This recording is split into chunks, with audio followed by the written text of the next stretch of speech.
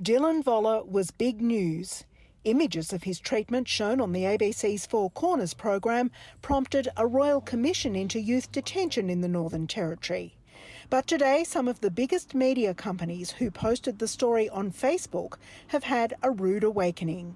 The High Court has found they are liable for comments posted by the public on their Facebook pages.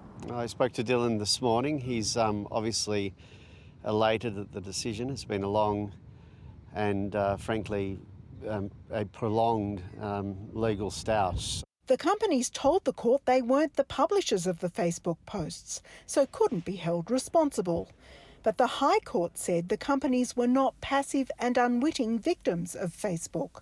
Having taken action to secure the commercial benefits of the Facebook functionality, the appellants bear the legal consequences. Experts say that means more restrictions on commentary. Public Facebook page is open to comments, then potentially the owner of the page, the moderator of the page, could be liable. The consequences weren't lost on those affected. A Nine spokesman said, "We are obviously disappointed with the outcome of that decision, as it will have ramifications for what we can post on social media in the future." And News Corp pointed to long-discussed legislative answers.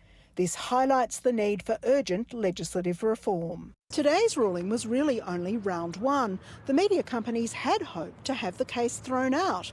Instead, they've been left to rejig their Facebook policies and still fight the case.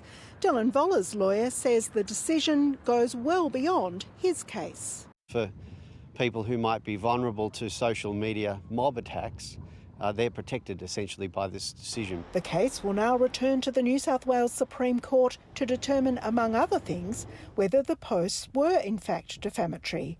Elizabeth Byrne, ABC News, Canberra.